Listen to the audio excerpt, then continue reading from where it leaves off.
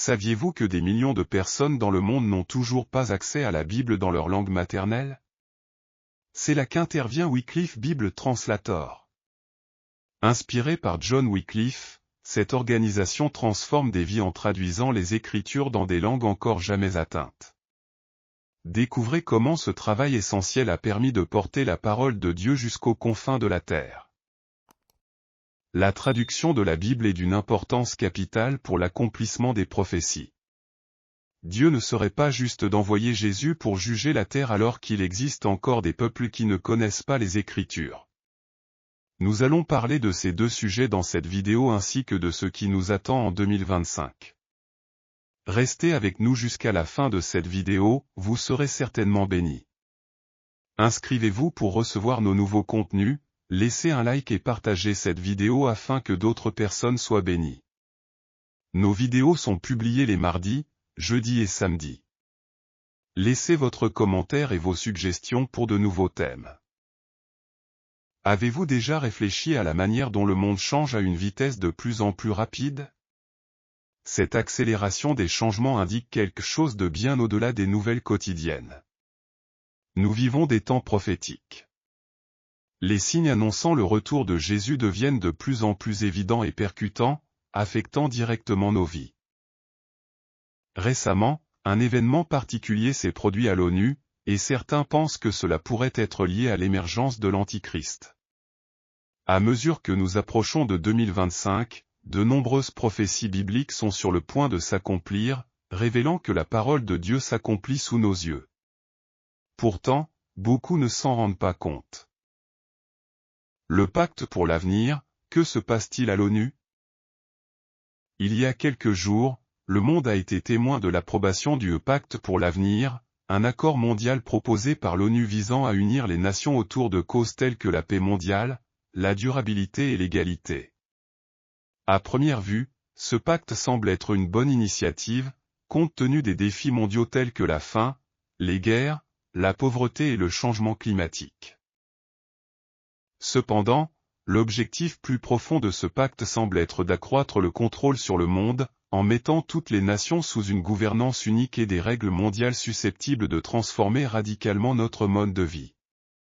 De nombreux théologiens associent ce pacte à une préparation pour l'arrivée de l'Antichrist, qui apportera d'abord paix et sécurité, mais brisera ensuite les alliances et apportera la destruction. Daniel 9, verset 27, 1 Thessaloniciens 5, verset 3.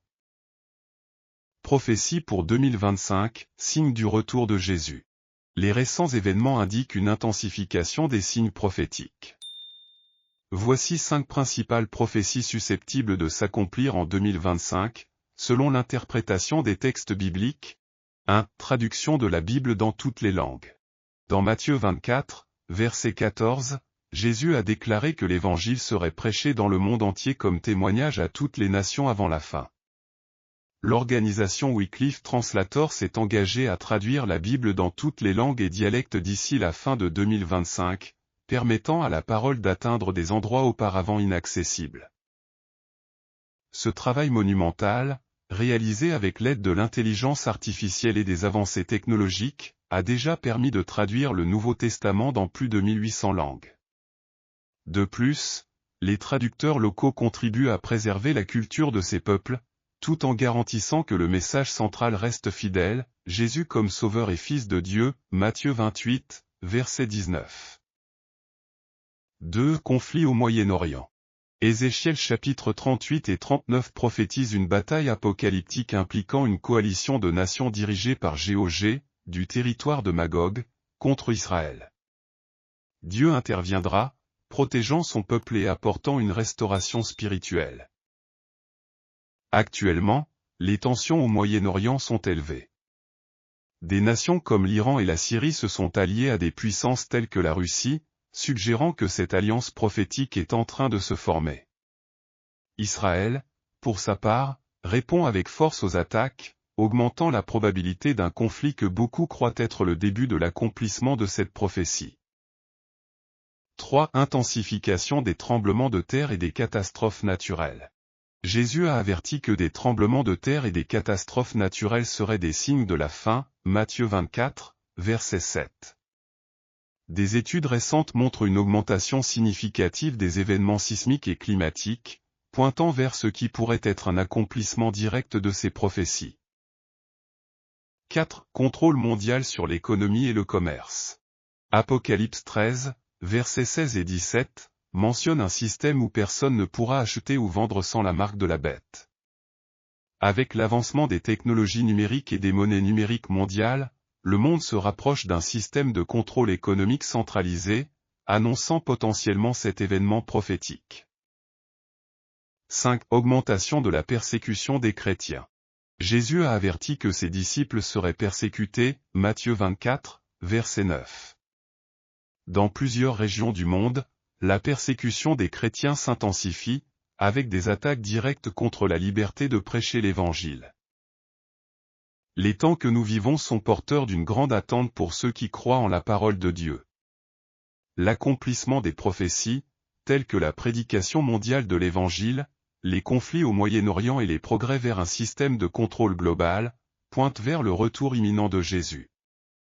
Comme il est écrit dans Luc 21, verset 28, « Quand ces choses commenceront à arriver, redressez-vous et levez la tête, car votre rédemption approche. » Il est donc temps d'être vigilant et préparé, en mettant notre confiance en Dieu et en partageant un message d'espoir dans un monde en crise. La prophétie de Gog et Magog et les temps de la grande tribulation. Frères et sœurs, il est important de clarifier que la prophétie de Gog et Magog, décrite dans Ézéchiel 38 et 39, ne s'accomplira pas maintenant, mais pendant la grande tribulation, c'est-à-dire durant le règne de l'Antichrist sur terre. Cette bataille surviendra comme l'un des événements finaux, dans les derniers jours, lorsque le monde subira la colère de Dieu, marquée par des persécutions intenses et des catastrophes globales, comme décrit dans plusieurs passages de l'Apocalypse, Apocalypse 16, versets 1 à 21.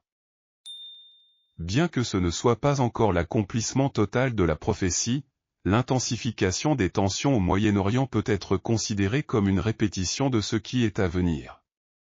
De nombreux alignements géopolitiques actuels semblent préparer le terrain pour que la prophétie d'Ézéchiel se réalise. De plus, il est crucial de différencier la bataille de Gog et Magog de la bataille d'Armageddon.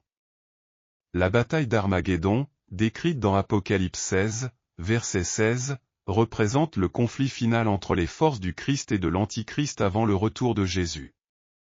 Lors de cet événement, le Christ descendra du ciel avec ses anges, détruira l'Antichrist et vaincra définitivement Satan.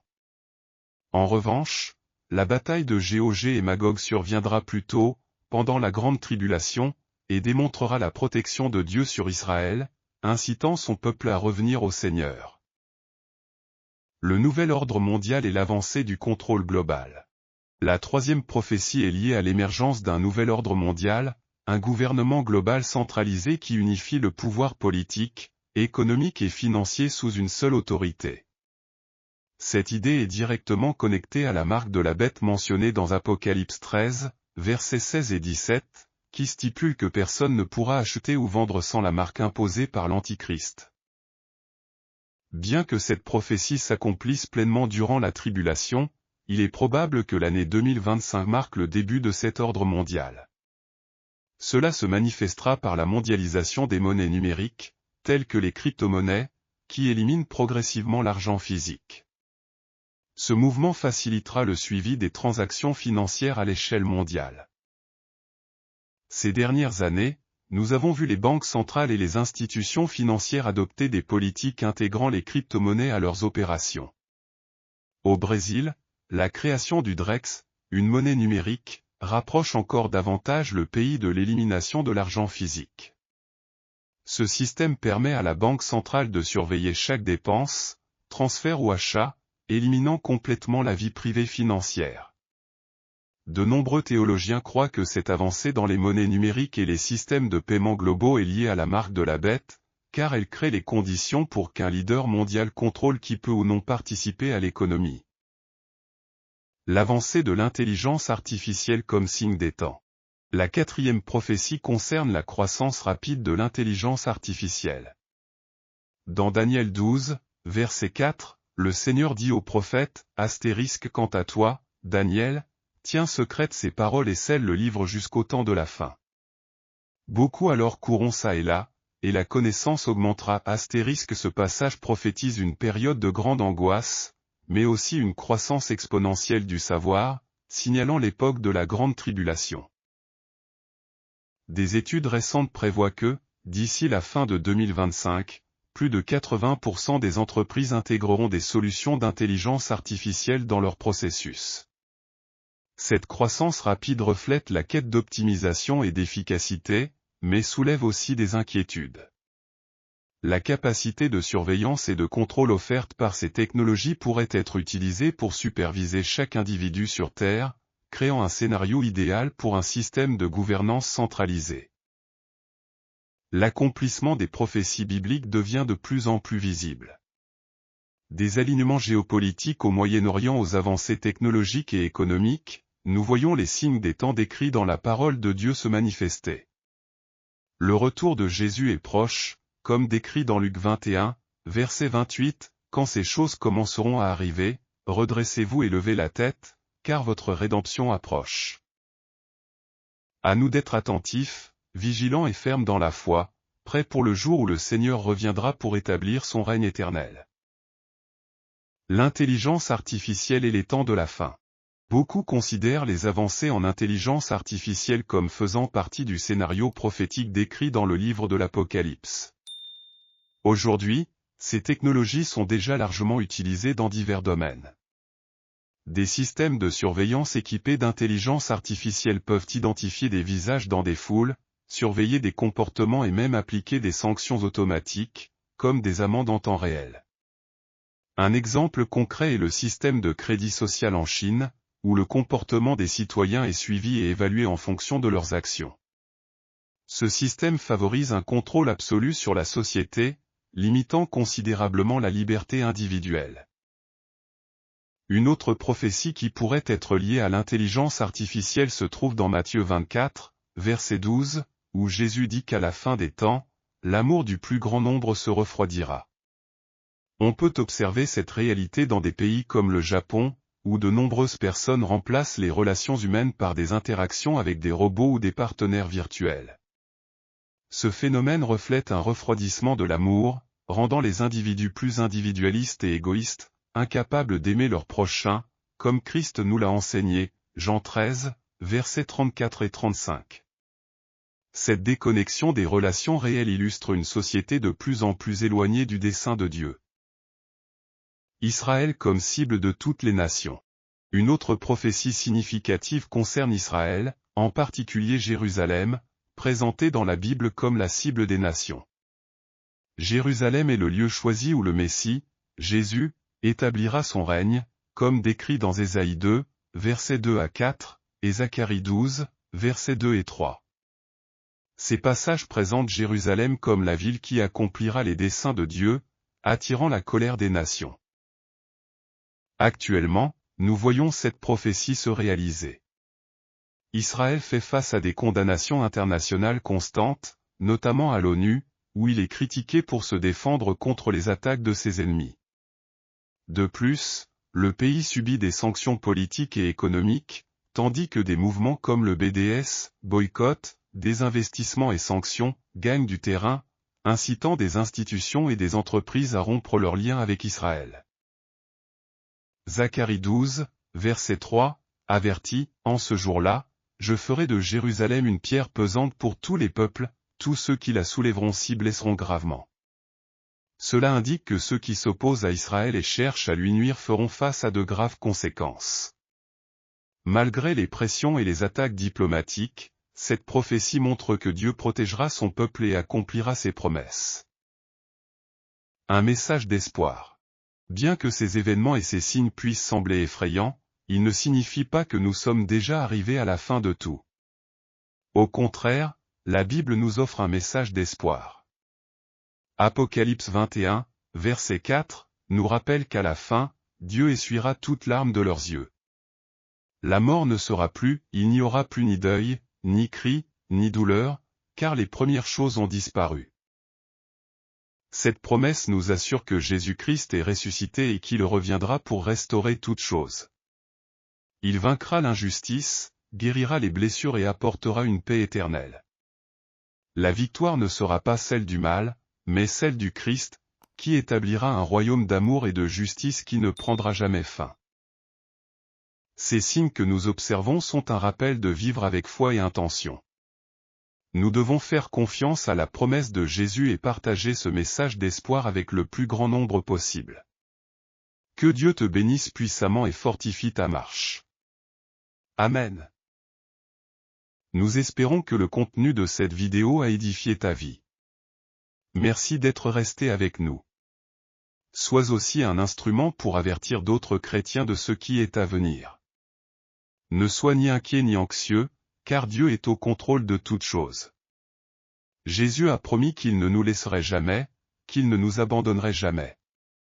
Si tu n'es pas encore abonné à notre chaîne, inscris-toi pour ne manquer aucun nouveau contenu. Laisse ton commentaire et tes suggestions.